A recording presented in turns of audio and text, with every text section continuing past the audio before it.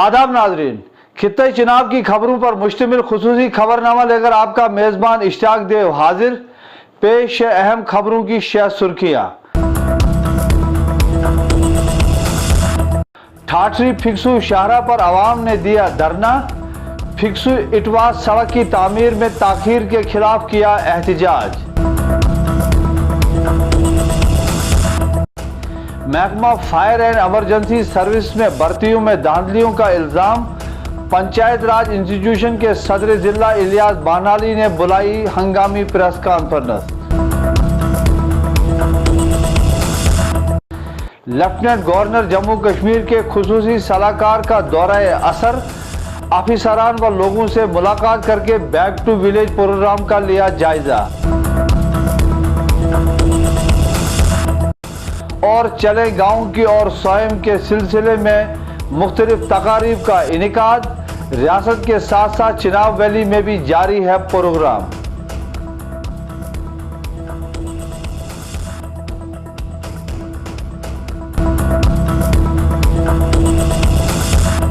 और अब पेश है खबरों की तफसील।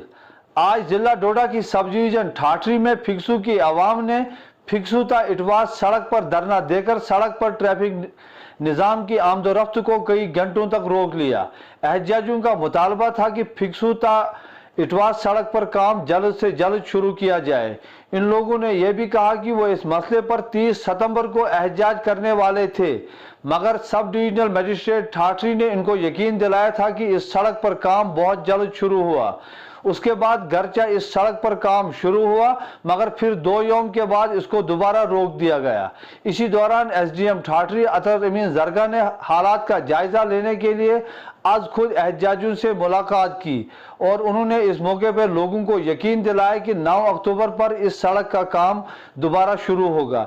इसी दौरान उन्होंने गवर्नमेंट डिग्री कॉलेज ठाठरी में नए मज़ामीन मुतारिफ कराने की हुकूमत की मंजूरी पर आवाम को मुबारकबाद भी पेश की। सर, जो आपका यहाँ पर आज प्रोटेस्ट हुआ उसके बाद जो है आपको जो है एसडीएम ऑफिस में बुलाया गया, तो यहाँ पर क्या डिसाइड हुआ फाइनली?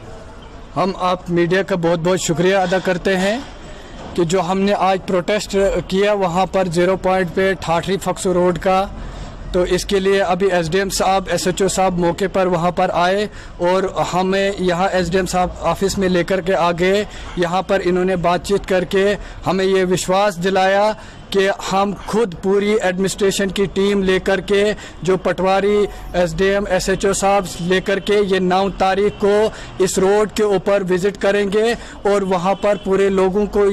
पंचायत राज इंस्टीट्यूशन यानी पीआरआई के सदर जिला रामबन इलियास बानहाली ने आज बानाल में मुख्तलिफ नामा निगारों से बात करते हुए महकमा फायर एंड इमरजेंसी सर्विसेज में खाली आसामियों को पुल करने के लिए धांधलियों का इल्जाम आयद किया है। इलियास बानाली ने कहा कि साल 2013 में इन खाली आसामियों के लिए दरखास्त फार्म जमा किए गए थे और तब से अब तक 3 बार जिस्मानी और 2 बार तहरीरी इम्तिहानात लिए गए, मगर हर बार इसमें धांधली की गई और आज भी ये सिलसिला दोहराया गया। उन्होंने कहा कि तहरीरी इम्तिहानात से कबल ही सवालनामा लोगों के पास पहुंच चुके थे और फिर तैनात होने वाले उम्मीदवारों की फहरिस्त को जारी करके रातों रात उनको चोरी छुपे इस मुलाजमत में ज्वाइन करवाया गया, जबकि धांधलियों के उनके पास वाज़ेह शहादत और सबूत मौजूद हैं। औज़ुबिल्लाहि मिनश्शैतानिर्रजीम, बिस्मिल्लाहिर्रहमानिर्रहीम।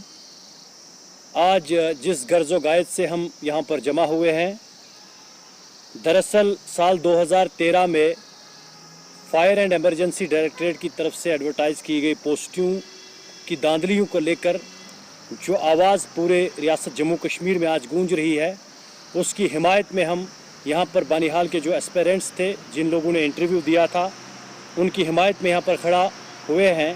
हमारी प्रेस कॉन्फ्रेंस का मकसद ये है कि हम सरकार के उन बुलंद बांग दावों को बेनकाब करें। जब दफ़ा 370 को हटाया गया था, उस वक्त मरकज़ी सरकार ने ये नारा दिया था कि हम जम्मू कश्मीर में रोज़गार की एक दौड़ लगा देंगे और तमाम बेरोज़गारों को कहीं न कहीं उन तक रोज़गार पहुंचाएंगे। लेकिन बदकिस्मती का आलम यह है कि ये पोस्टें जो 338 पोस्टें एडवर्टाइज हुई थी, उनमें पहले तो ये दावा था कि उनको फास्ट ट्रैक पर रिक्रूट किया जाएगा, लेकिन उनको हतमी शक्ल देने के लिए कम से कम 7 साल लगे। 7 साल लगने के बाद उनको 3 बार इंटरव्यू, फिज़िकल और रिटन टेस्ट लिया गया और आज जब इनकी सिलेक्शन लिस्ट मंजराम पर आती है, जो नंगा नाच इस लिस्ट में हम देखते हैं, इस पे कहीं ना कहीं यहाँ की इंतज़ामिया पे और यहाँ की गवर्नर एडमिनिस्ट्रेशन पर सवाल खड़ा होते हैं। मैं इन तमाम नौजवानों की इस जायज़ कॉल को लेकर आपके सामने यहाँ पर पेश हुआ हूँ और इनको यकीन दिलाना चाहता हूँ कि जो पॉइंट्स इन्होंने हाईलाइट किए हैं वो जेन्युइन पॉइंट्स है और अगर सरकार चाहती है कि वो ट्रांसपेरेंट तरीके से यहाँ लोगों की खिदमत करें तो उनको यहाँ के बेरोज़गारों की नब्ज़ को परखना चाहिए। इसमें जो धांधलियों का फार्मूला सामने हमें आया है, मुझे बड़े अफसोस के साथ ये कहना पड़ता है कि कुछ नुक्ते जो हमने इसमें चूज़ किए हैं वो ये है कि एक कैंडिडेट सयार अहमद ठाकुर, जिसकी डेट ऑफ बर्थ 1970 है और आज से 7 साल पहले जब उसने अप्लाई किया था तो तब भी वो ओवर एज हो चुका था, लेकिन समझ नहीं आ रहा है कि सरकार ने कौन सा पैरामीटर इख्तियार करके यहाँ पर बेरोज़गार जो गरीब लोग हैं, जिनके पास रिश्वत सतानी का कोई रास्ता नहीं है, उनके हक पे शबो खून मारा है। लड़के आते हैं जम्मू डिवीजन से। सर आप खुद इमेजिन करिए, ऑलमोस्ट 700 पोस्टें हैं, 700 पोस्टों में से 600 से 650 पोस्टें जो है कश्मीर डिवीजन में वहाँ के बंदे लगते हैं और जम्मू प्रोविंस से 50 या 51 लड़के सेलेक्ट होते हैं। सर ये कहाँ का इंसाफ है? उसमें ड्राइवर, फायरमैन सारे हैं, जो 50 लड़के सिर्फ जम्मू डिवीजन के हैं। सर ये सरासर हमारे साथ नाइंसाफ़ी हुई है। हम गवर्नर साहब से, LG साहब से ये गुजारिश करना चाहते हैं कि इस मसले को देखें और हम जो गरीब इंसान है जिनकी कोई अप्रोच नहीं है, सर अपनी मेहनत से हमने इस पोस्ट के लिए मतलब फॉर्म भरा था, एग्ज़ाम दिया था, लेकिन आज तो कहते थे कि मतलब हम अपने दिल को दिलासा देते थे, हमने पढ़ा है, हमने डिग्रियां की है, लेकिन अब तो हमें ये लगता है हमारी डिग्रियां बिल्कुल ज़ाया है, हमारी इन डिग्रियों का कोई फ़ायदा नहीं है। अगर ऐसी ही करप्शन चली तो हम अपने आप को, हमारे पास 2 ही ऑप्शन है सर। तो जैसे एक तरफ से गवर्नमेंट कहती है कि हम लोग जो अनएम्प्लॉयड यूथ्स हैं उनके लिए मतलब सॉल्यूशंस निकालेंगे, उनको जॉब्स देंगे, लेकिन अगर ऐसी जॉब्स अपनों को दे देंगे तो सर हमारा को क्या फ़ायदा है, हम गरीबों का क्या फ़ायदा है? हमारे पास तो फिर एक ही रास्ता है कि हम चौराहे पे आकर अपने आप को जला दे और खुदकुशी कर ले। सर हमारे पास और कोई रास्ता नहीं है। अगर ऐसा ही होता रहा तो हमारे पास इसके सिवा कोई रास्ता नहीं है।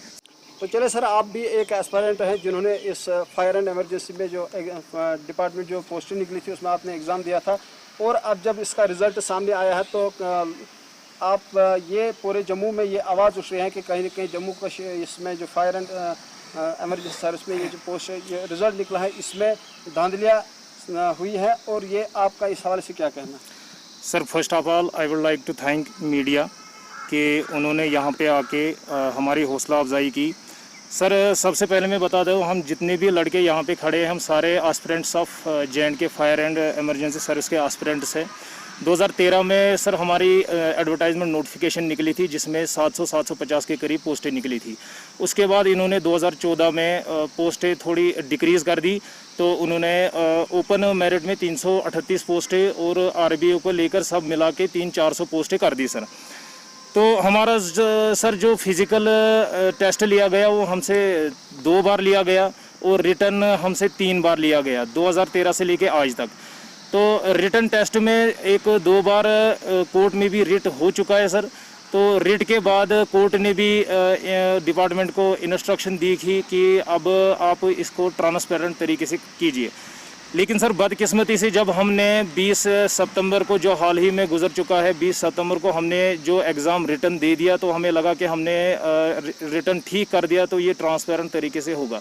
लेकिन सर बदकिस्मती से जब 3 अक्टूबर को रिज़ल्ट आया तो रिज़ल्ट में हम देखते हैं कि MSc, B.Ed, PhD, स्कॉलर जो भी हैं वो ड्रॉप आउट है सर। और इसमें जो 8th पास ड्राइवर, 8th पास, 10th पास जितने भी लड़के हैं वो इसमें सेलेक्ट हुए हैं। सर ताज्जुब की बात यह है कि एक बंदा जिसकी क्वालिफ़िकेशन 8th या 10th है वो 96% आउट ऑफ 100 लेता है। तो आंसर की में सर पहले ही इन्होंने 6 मार्क्स जो दिए थे, हर एक कैंडिडेट को 6 मार्क्स दिए थे। तो उसके बाद इन्होंने क्या किया सर, इन्होंने संडे के दिन नोटिफिकेशन निकाली सर। अगले दिन जैसे 3 को सिलेक्शन लिस्ट आई, 4 को इन्होंने संडे के दिन एक नोटिफिकेशन निकाली ऑफिशियली कि कल इनको ज्वाइन कर रहे हैं, यानी 5 तारीख को। तो सर बदकिस्मती से ये हम समझते हैं कि ये हमारी बदकिस्मती है कि इसमें जो डिपार्टमेंट में जो सिलेक्शन बोर्ड इन्होंने बनाया था, इन्होंने बड़ी धांधलियां की हैं सर। इसमें एक बड़े पैमाने पर पैसों का भी इस्तेमाल हुआ है सर। पेपर लीक हुआ है, हमारे पास आप सबूत देख सकते हो। इसमें सर मैं आपको एक सबूत दिखाऊंगा कि इसमें ये आप देख सकते हो सर, ये व्हाट्सएप का जो पेपर आया था, ये 20 सितंबर 2020 को ये व्हाट्सएप पे ये पेपर का एक टुकड़ा आया है सर।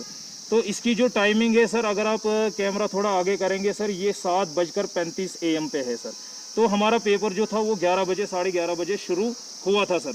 तो अब अगर ये भी मानेंगे कि ये एडिटिंग हो सकती है, ये एडिटिंग भी हो सकती है, लेकिन सर ये जो तिरछी लाइन आप देख रहे हो, ये तिरछी लाइन फोटोस्टेट है। तो सर मैं सवाल करना चाहता हूं डिपार्टमेंट से कि अगर उनको पेपर ही भेजना था तो उन्होंने why they have murdered the aspirants, why have they murdered the future of the aspirants, why they have murdered the degrees जो हमने सालों से जमा की है सर। हमारी मेहनत के ऊपर उन्होंने सारा पानी फेर दिया। चलें गांव की ओर, यानी बैक टू विलेज 3 के दूसरे मरहले में आज रियासत जम्मू कश्मीर के लेफ्टिनेंट गवर्नर के सलाहकार के शर्मा ने आज खुद बलाक असर जिला डोडा का दौरा किया। उन्होंने बैक टू विलेज प्रोग्राम में शिरकत की। इस मौके पे उन्होंने वहां मौजूद ऑफिसरान और लोगों से मुलाकात करके मुख्तलिफ स्कीमों के तहत जारी कामकाज का भी जायजा लिया। उनने लोगों के मसाइल सुने और लोगों ने ये शिकायत भी की कि गुज़श्ता 2 बार किए जाने वाले वादे हुनूर शर्मिंदा ताबीर न हुए। गवर्नर के सलाहकार ने उनको यकीन दिलाया कि उनके मसाइल को तरजीह बुनियादों पर हल किया जाएगा।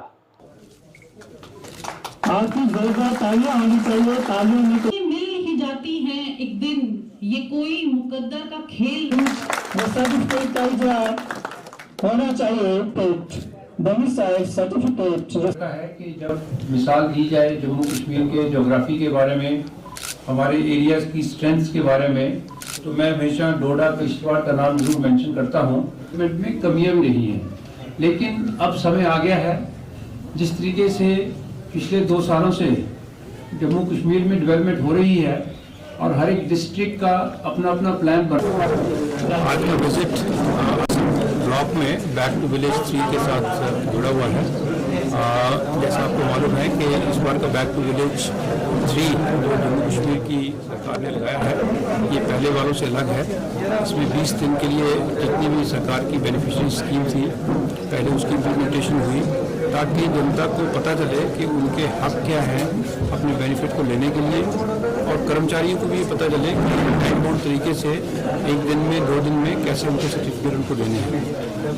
सरकार की तरफ से हमारे माननीय उपराज्यपाल जी, सारे एडवाइजरगण, सीनियर सेक्रेटरीज, वो सभी पंचायतों में जा रहे हैं। लेकिन हम सिर्फ जा रहे हैं इसलिए ताकि हमें इसका स्टेटस पता चले।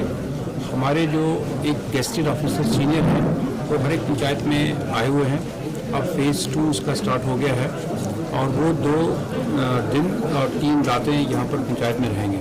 अभी तक जो यहाँ डोडा में आके पता चला है, एक अच्छा मोमेंटम बना हुआ है।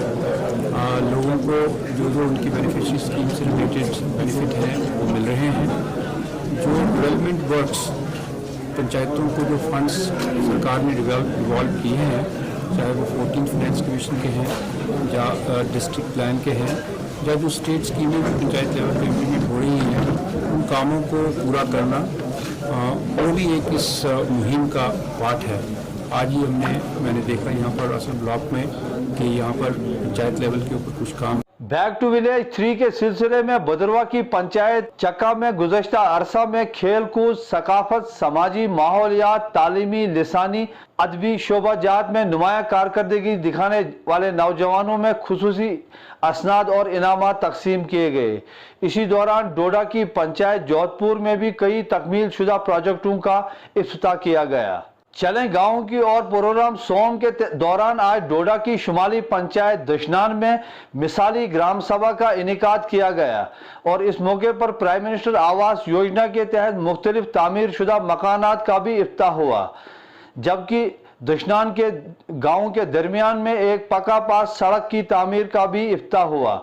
इस मौके पर महकमा ज़राअत के ऑफिसरान व मुलाजमीन ने गांव के किसानों में मुख्तलिफ किस्म के आला व मयारी बीज भी मुफ्त तकसीम किए। बैक टू विलेज पहले और दूसरे मरहले में महकमा दही तरक्की की तरफ से किश्तवाड़ के बलाक मुगल मैदान की पंचायत शेरी में नहर की तामीर का काम शुरू करके तामीर मुकम्मल कर ली गई है। ये नहर 6.5 लाख रुपए की लागत से तामीर हुई है और इससे 150 किसानों को फायदा मिल रहा है। इसी तरह पंचायत सिगदी में भी गलतर नारा से सैनाई तक एक नहर की तामीर की गई, जिससे 120 किसानों को फायदा मिल रहा है। अवामी हलकों ने महकमा दही तरक्की के इस काम के लिए शुक्रिया अदा किया है। तो नाजरीन, इसके साथ ही आज यहाँ खुसूसी खबरों का होता है इख्तिताम। मुझे दीजिए इजाजत, जिंदगानी रही तो कल फिर मुलाकात होगी। आदाब।